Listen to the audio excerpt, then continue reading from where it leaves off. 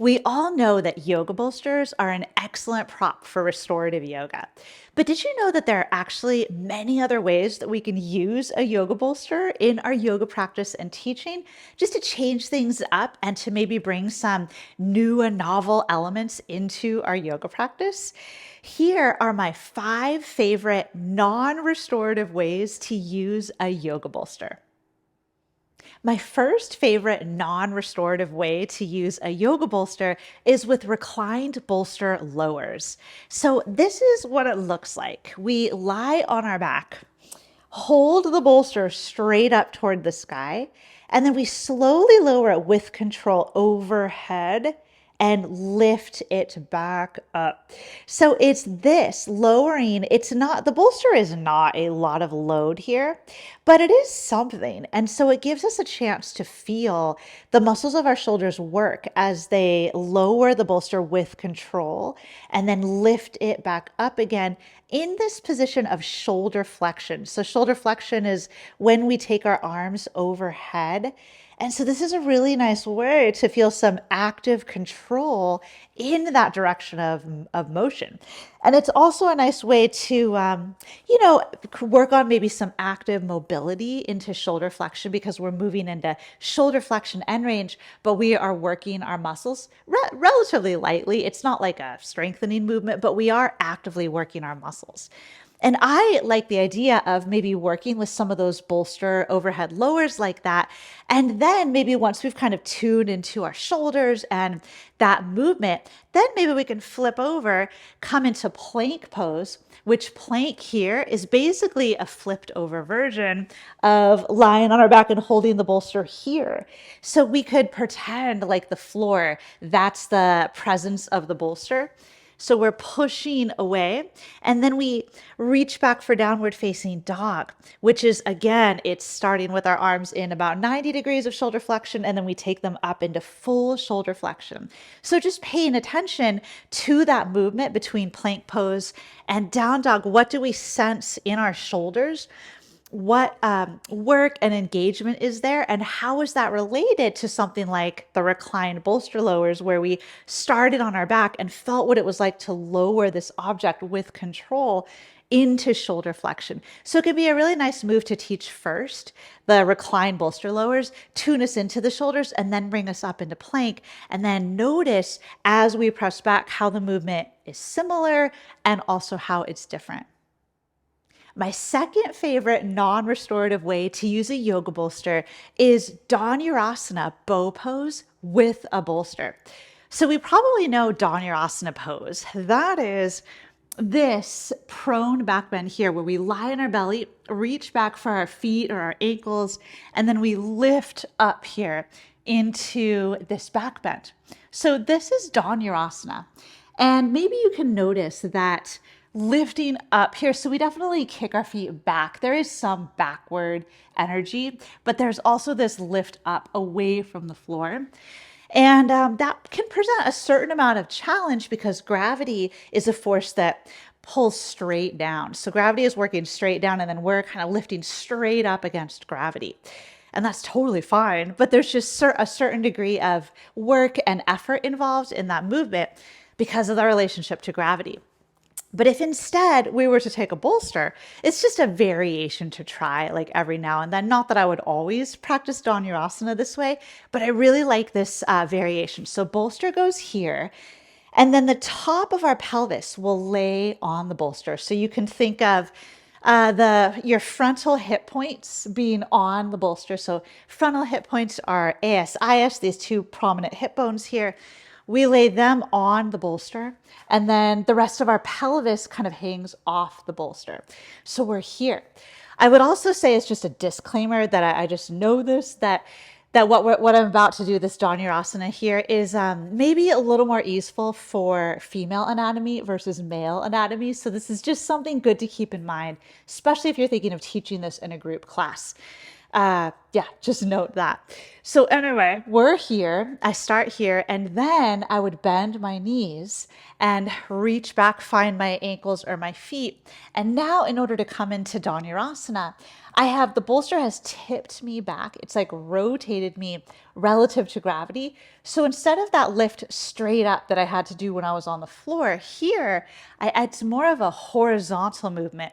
So it's more of like straight. Of course, there is some up energy, but it's more moving toward the back of my mat. And that lifts me up into the back bend. And it's just a really, to me, I personally find this to be a really nice way to experience Dhanurasana. It's still a very active pose, but it requires a little less effort and slightly different effort in order to embody the pose in this kind of tipped back variation. And I personally find that I feel like I can access more range of motion in my spine, especially the upper and mid back here. And I also get a chance to feel my quads, the muscles on the front of my thighs.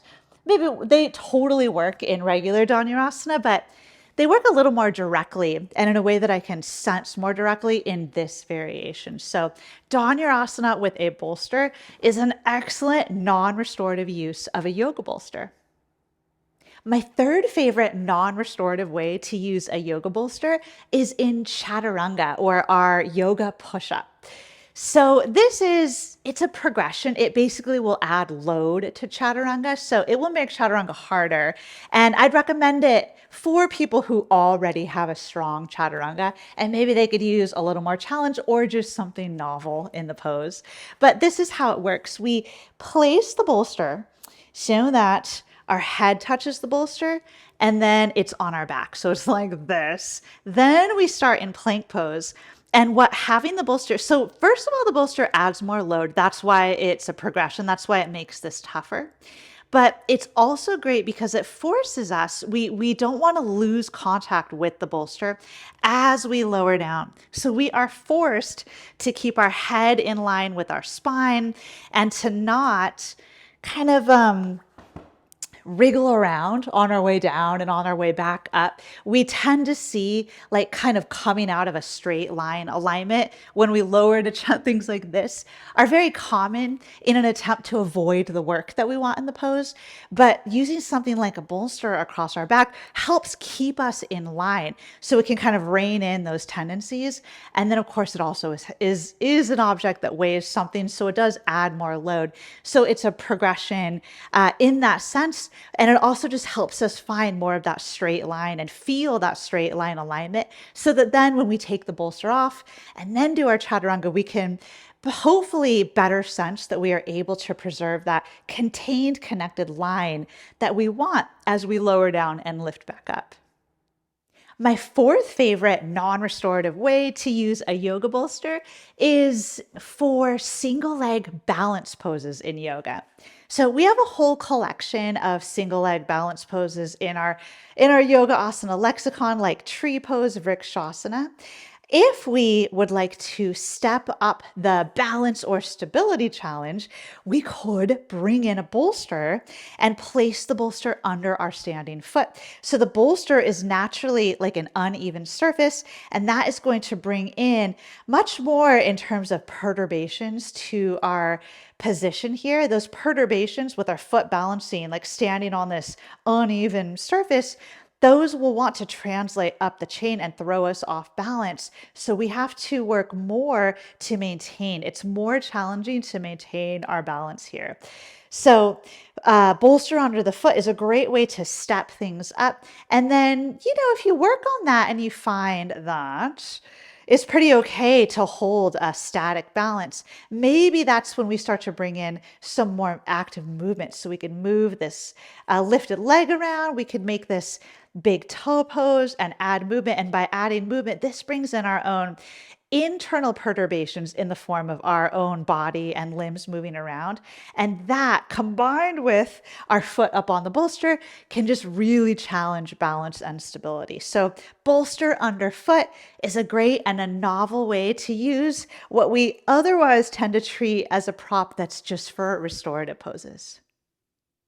My fifth favorite non-restorative way to use a yoga bolster is dandasana, or staff pose with a yoga bolster.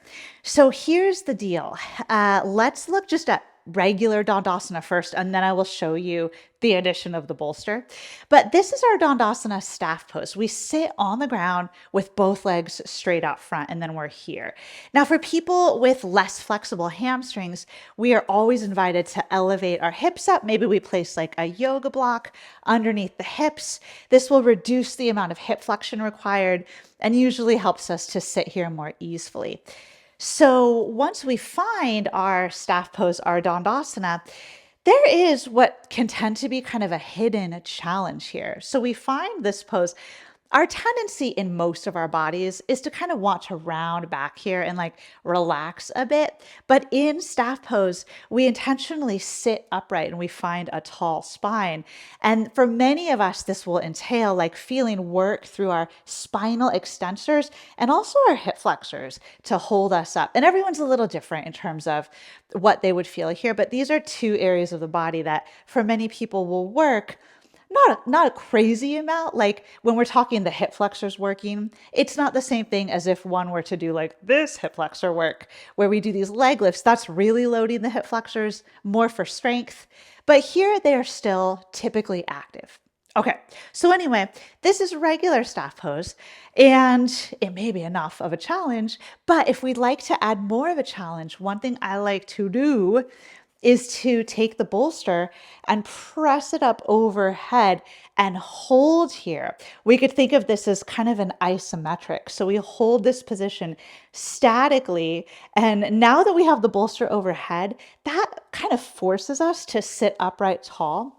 So like I said, we have a tendency to kind of want to round back, and we can certainly try to hold ourselves upright, but by giving ourselves something that has a little bit of weight to it to press overhead, this reach up of the arms and that resistance as we push into the bolster should help us naturally find a taller seat here.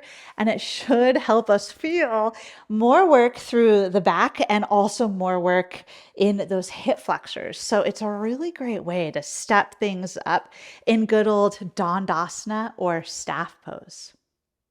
This wraps up my 5 favorite non-restorative ways to use a yoga bolster.